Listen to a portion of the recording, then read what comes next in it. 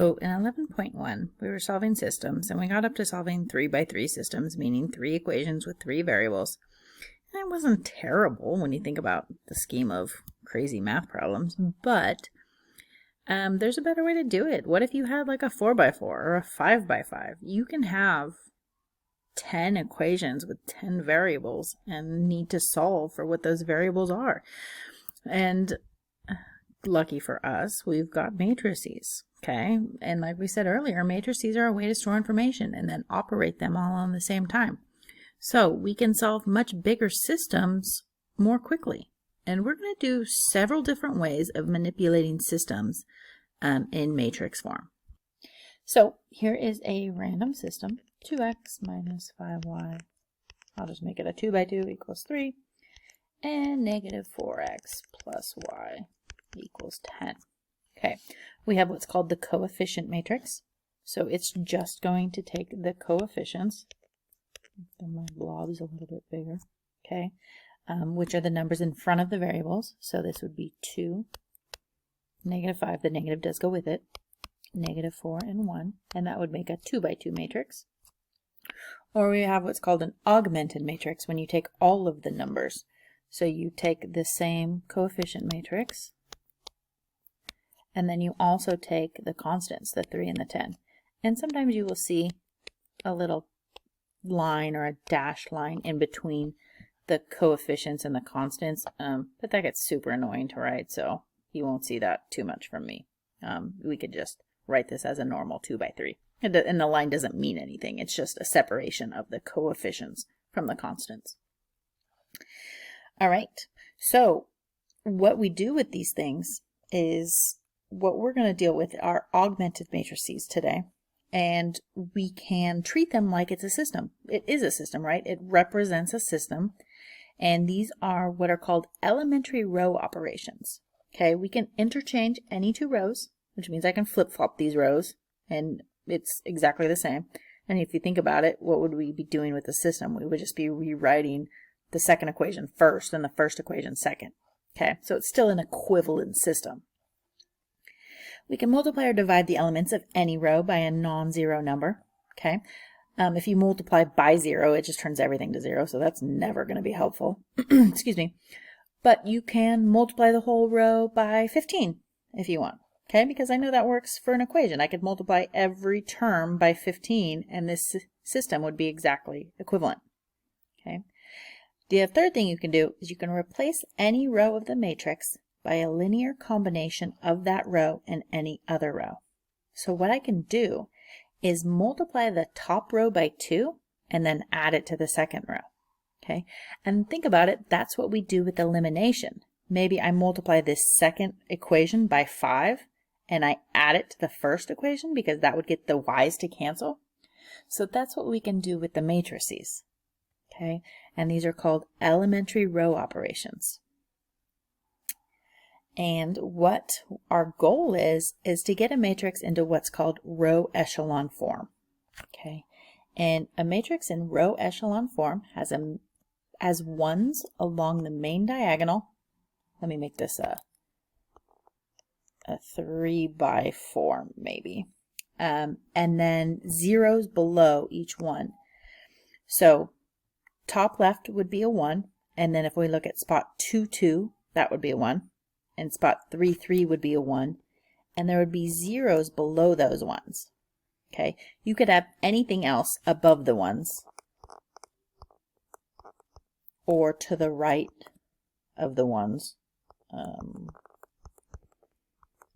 Okay, but on that main diagonal there are ones and zeros below. Okay, this is called row echelon form.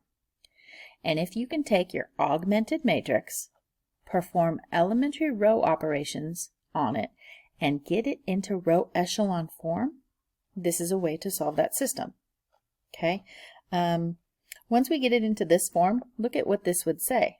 If I rewrote this back into the system, this would be 3 variables. There'd be an x, y, and a z, and this would say 0x plus 0y plus 1z is equal to negative 6. So that would tell me a solution, or tell me that z equals negative 6.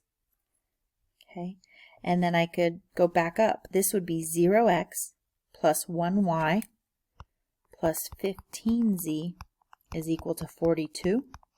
Okay, and we can use what's called back substitution. So that just means I would substitute z back into this second equation to solve for y. And then it would be one more step, plug both y and z in to solve for x. Now this is a made-up system and probably not going to come out to be very nice, but it would work. This is called Gaussian elimination after the German mathematician Carl Friedrich Gauss. That's exciting. You get a math process named after you. Anyways, so I'm going to write the augmented matrix for this system. So I'm going to start with my coefficients for x, my coefficient for y's, put a dashed line if you like, and then put the constants. And then what we are going to do is perform those elementary row operations to get this into row echelon form. You want to work on the first column and then the second column. So the first thing I want in the first column is to get a 1 in the top left spot, and then I want to get a 0 below it. Then I want to get a 1 in spot 2, 2. And if I had something below it, I would want to get a 0 below it. But then I would, for this 2 by 2 system, I would be done. If I get 1s along that main diagonal, so I need 1s in 2 spots, and then I need a 0 where that 3 is. You always want to work left to right and get the 1 first and then the 0s.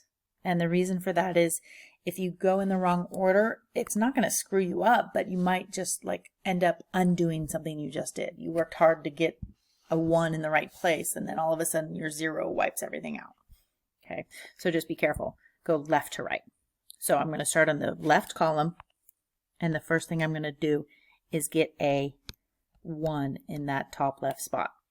Okay, and the easiest way to get a 1 is just to multiply or divide everything in that row by whatever you need, right? If this spot is a 2, I want to multiply everything in row 1 by 1/2. You could write row 1 divided by 2, but typically I think it's written as multiplication, but it doesn't matter to me. But you do always write your elementary row operations right next to the row that you're performing it on. So I'm going to change row 1, and this is what I'm going to do to it, so I write it over here. Okay, so I'm taking 1/2 of everything in row 1. So 1/2 of 2 is 1, 1/2 of 3 is 3/2, 1/2 of 7 is 7/2. I have not changed row 2, so I'm leaving it exactly how it is. Okay, I'm still working left to right, and I haven't finished this column yet because I got my 1, but I need a 0 below it. To get zeros, typically you want to add a multiple of another row. So this 3, if I subtract 3 from it, okay, that's going to give me what I want. 3 minus 3 would be 0, and I want a 0 in this spot. So how do I get 3 minus 3? Okay, well, I can take row 2, and I can subtract a multiple of row 1. Okay, so I'm going to multiply row 1 by 3 and then subtract it from row 2. But be careful, I'm not actually changing row 1. There's no elementary row operation up here, so I'm not changing row 1. I'm just using a multiple of row 1 to change row 2.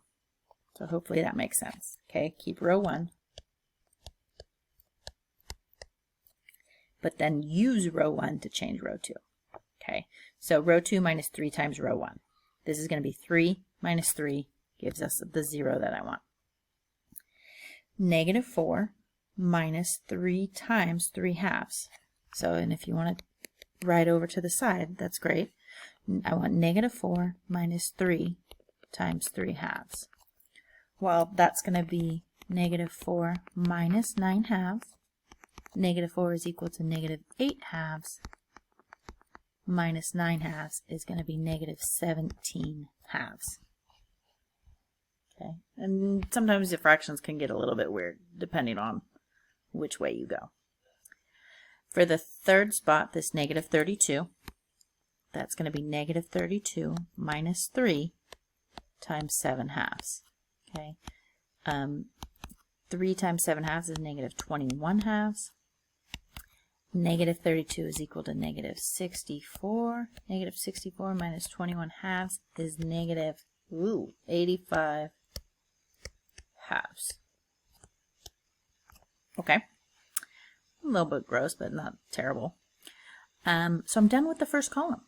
That's nice. I've got a 1 on the main diagonal, so in spot 1, 1, and I've got a 0 below it. When I move over to the second column, okay, this 3 halves, I have no requirements for that, so it's fine. Row 1 is basically done, but I need to get a 1 where that negative 17 halves is, okay? And the easiest way to do that is to multiply by just some number. So I'm going to go ahead and multiply by the reciprocal. So I'm going to multiply by negative 2/17, and I'm just changing row 2. I'm not changing row 1. So row 1 is still 1, 3 halves, 7 halves. Row 2, notice that we're multiplying by this 0, but that doesn't change. It's not going to change it back to anything because it's just 0. Okay, negative 17 halves multiplied by its reciprocal is going to give us the 1 that we want. And then this one actually is going to come out nice. Negative times a negative is positive. The 2's are going to cancel. And 85 divided by 17, that actually goes in nice. That's going to come out to be 5. Okay, and that is in row echelon form. Okay, so what this means is I'm going to go back to my system. This is equal to 1x plus 3 halves y equals 7 halves. And then this bottom row is what I really want. This says 0x plus 1y is equal to 5. Okay, so there's my y. I'm going to back substitute. So I'm going to substitute that back into the first equation. 3 halves times 5 is 15 halves. And if I subtract 15 halves from 7 halves, I'm going to get x equals negative 8 halves, which is, of course, negative 4. So our solution to this system is negative 4, 5.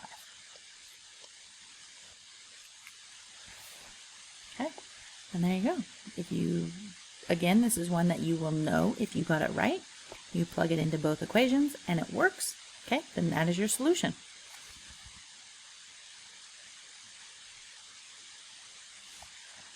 I'm going to have to pause and see you in the next video. Okay, so that is called, as a reminder, row echelon form. There's another one. Like, couldn't we do better than getting 2 variables and then 1 by itself? Okay, yeah. If this 3 halves was also a 0, we'd have 1x equals and then 1y equals, and we'd be done. Our system, we wouldn't need to back substitute, and our system would be completely solved. This is what is called reduced row echelon form, and it happens when you have the 1s along the main diagonal, but 0s above and below. Okay, so not only do we have the 0 below the 1, but we also have a 0 above. And then you'll have your random numbers. You'll have like negative 2 and 6, and that would give you your solution. It would be 1x equals negative 2, and then 1y equals 6, and that would be the solution of your system. Okay, in a 3 by 4 form, you'd have your 1s along the main diagonal, your 0s under the 1s, which would put you in row echelon, and then 0s above would put you in reduced row echelon, and then you'd have your solutions on the right. So 14, 6, and negative 3.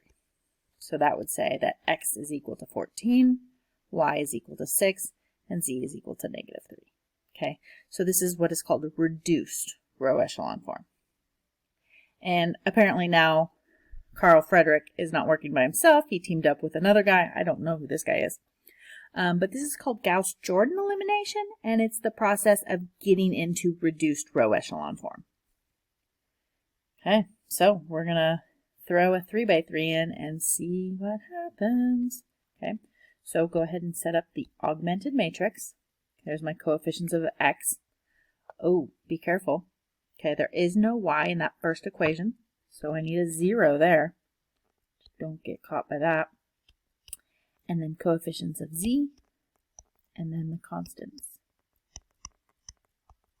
Again, you can use the dash line if you like. And here we go. We're going to use our elementary row operations and get this into reduced row echelon form. And look at our ones. We're starting off looking pretty good. But remember, we have to go left to right, so they might change. Okay, I do have the one where I want it. Let's go ahead and just look at this column for a minute. But I need zeros below. And you can operate on more than one row at one time. So I'm going to go ahead and see if I can get both the 3 and the 2 to be zeros, because I need zeros below that one. So for row 2, because it's 3, I'm going to subtract 3 times row 1 to make that as the 3 into a 0. And then row 3, I'm going to subtract 2 times row 1, and I'm going to make that 2 into a 0. Okay, just a reminder, I am not changing row 1. Row 1 stays completely the same. I'm only changing rows 2 and 3. Okay, so for row 2, I'm going to do 3 minus 3. For the second spot, that's going to be 1 minus 0. Third spot will be negative 2 minus 3 times negative 3. Well, negative 3 times negative 3 is 9, so negative 2 plus 9 is 7. And negative 4 minus 3 times negative 5. Negative 3 times negative 5 is 15. Negative 4 plus 15 is 11. Okay, so that changed our row 2. And then I'm going to similarly operate on row 3. Okay, remember that I'm using a multiple of row 1 to change row 3. So this will be 2 minus 2, and that gives us the 0 that we want. For this spot, it'll be 2 minus 0. Okay. For the third spot, it'll be 1 plus 6. Okay, think about that. 1 minus 2 times negative 3 will be 1 plus 6. And negative 2 plus 10. Okay, and if you need to do some side calculations, please do. Okay, our brains are not calculators. Okay, so there's no problem with that. All right, and we got column 1 exactly how we want it. We got a 1 on the main diagonal and then zeros below. So let's move on to row 2. I'm sorry, column 2. As I jump to the wrong column. Okay, so I'm looking at this column. I have a 1 where I want it, and then zeros. I want a 0 above, which we already have, and a 0 below. So I only need to change one spot in this column, and that's the 2. Whoa. So I'm going to operate on row 3. I'm going to take row 3. Because it's a 2, I'm going to subtract 2 times row 2. Okay, because that would give me 2 minus 2. And as long as we already completed column 1, we've got numbers here that aren't going to like make us go backwards. It's not going to undo any of the work we've done because of these zeros. Okay, so row 1 I am not changing. That's going to be 1, 0, negative 3, negative 5. Row 2 I am not changing. I'm only changing row 3. So this is going to be row 3 minus 2 times row 2. Okay, so that in this first column, it's just going to be 0 minus 0. Okay, so that doesn't undo any work that we've done, which is good. Okay, so I wouldn't want to use row 1 in this case because that would have changed. If I was using the 1 instead of a 0, that would have affected my 0 here. Okay, so be careful of that. But I didn't. I used the 0 in row 2. All right, this is going to be 2 minus 2. Gives us the 0 that we want. Oh. In the third column, I'm going to have 7 minus 14. And in the fourth column, I'm going to have 8 minus 22. Okay, so now take a look at our columns. Column 1 is done. Column 2 is done. And now we need to work on column 3. And I just erased the whole thing. What the? Stop it. That's just silly. Okay, column 3. The first thing I want is the 1. So I want a 1 where this negative 7 is. So I'm going to multiply that row by negative 1/7. Okay, and I'm actually only going to change this row for a second, and then I'll work on, once I get that 1, then I'll work on getting the zeros above it. So, not changing row 1, not changing row 2, and row 3, I'm dividing everything by negative 7. So, 0 divided by negative 7, 0 divided by negative 7. Negative 7 divided by negative 7 is going to give us the 1 that we want. And negative 14 divided by negative 7 happens to come out nicely. Okay. At this point, our matrix is in row echelon form. So it tells us that z equals 2, y plus 7z equals 11, and then x minus 3z equals negative 5. And we could use back substitution to solve. But because we're using Gauss-Jordan elimination, we want to proceed all the way to reduced row echelon form, which we're almost there. I've got the ones where I want them. I just want to put zeros above as well. So I need to get this negative 3 and this 7 to be zeros. So I'm going to change row 3. I'm going to change row 1. I'm going to take row 1 and I'm going to add 3 times row 3. And again, I'm using row 3 because it's got zeros. It's got the most zeros, okay? So it's not going to change these spots. And then row 2, I'm going to subtract 7 times row 3. All right, so 1 plus 0, I skipped a spot. 0 plus 0,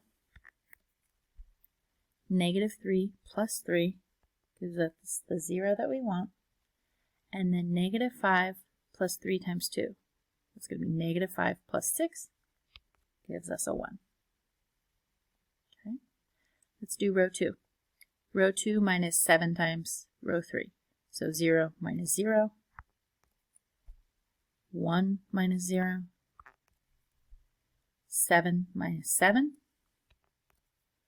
and 11 minus 14 would be negative 3.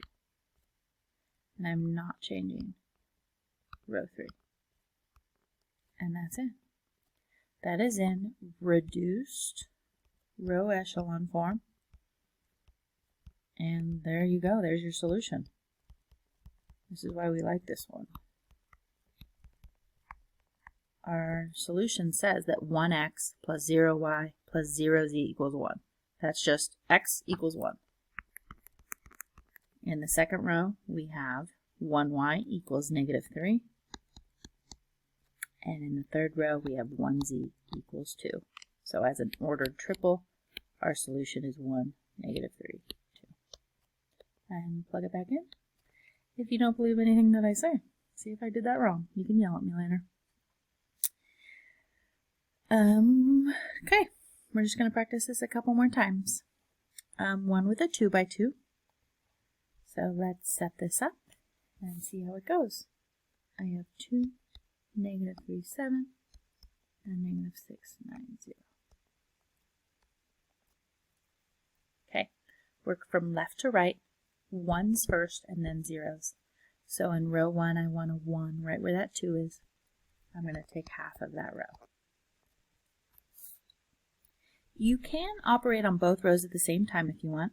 Because this is a negative 6 and 2 does go into go into 6, we could use that.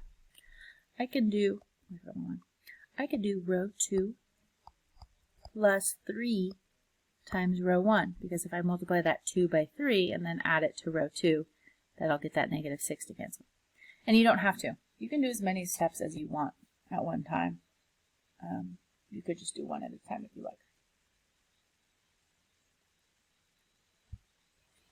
But I'm going to try and do 2, and let's see if I don't screw this up. So take 1/2 of row 1, be 1, negative 3 halves and 7 halves. And notice that this row operation is going to depend on the row 1 that was here at the time. I'm not using these halves to get my new row 2. I'm using the one that was here. So this is going to be negative 6 plus 6. That's the 0 we want. 9 minus 9, that's actually going to give us another 0. And then 0 plus 21.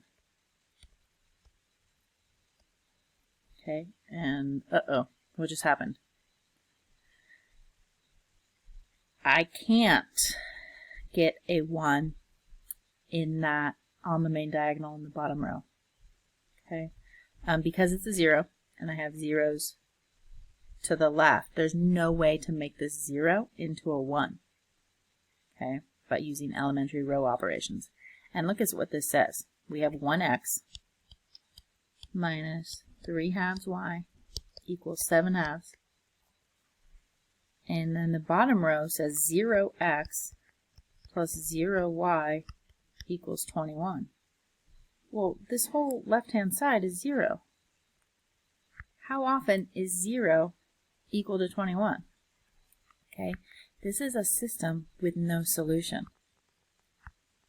And if that ever happens, where all of your variables are 0, like 0x, 0y, 0z, and you get some other number that isn't 0, that's never going to be true. Okay, so this is an example of a system that we can't even get into Gauss-Jordan, we can't even get into reduced row echelon form because there's no way to get the 1 where we want it. Okay, this system does not have a solution. So those are going to be parallel lines. And if you want to confirm, you can put it into Desmos. It would be the easiest, and see that those are parallel. Okay, let's see if I can fit one more in. Well, look at this.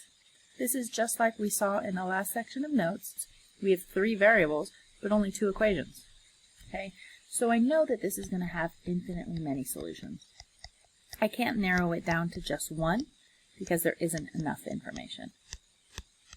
So let's just try to get this into reduced row echelon form and see what happens. Well, I guess it will be the next video. I'm running out of time. Okay, so we've got a system of 2 equations with 3 variables, not enough information, so we're going to have infinitely many solutions. Okay, think of it as 2 planes that intersect in a line, if they intersect at all, right? Okay, so let's see. We're going to put this into a matrix. So augmented means we take the coefficients and the constants all in the same matrix, and we apply elementary row operations until we get it into reduced row echelon form. So start with the first column. What do I want where? Go ahead and put that into the Edpuzzle. The first thing I want is I want a 1 in the spot 1, 1. So right where that 2 is, I want that to be a 1. So I'm going to take 1/2 of row 1. As we saw in the last example, we could operate on row 2 at the same time, but I'd have to use fractions on this one, and that's just too much brain power for me. So I'm going to go ahead and wait. I'm just going to multiply the top row by 1/2. This will be 1, 1/2, 1/2, and then 5 halves. And I am not changing row 2 for the moment. Okay, so there's a 1 where I want it. I need to get a 0 below it. So this 3 needs to be a 0. I'm going to take row 2, and I'm going to subtract 3 times row 1, because that'll make this 3 minus 3. And the 0 is what I want. So I'm not changing row 1. I'm only changing row 2. This is going to become 3 minus 3. 2 minus 3 halves. Okay, 2 is equivalent to 4 halves, so 4 halves minus 3 halves. Negative 1 minus 3 halves. So negative 2 halves minus 3 halves is negative 5 halves. And negative 1 minus 15 halves. Did I say negative 1? Sorry. Negative 8 minus 15 halves. So negative 8 is negative 16. Negative 16 halves minus 15 halves is going to be negative 31 halves. All right, and the first column is done. Go to the second column. I need a 1 on the main diagonal. So that means that this 2 in the bottom row needs to, this 1/2 in the bottom row needs to be a 1. So I'm going to multiply everything in row 2 by 2.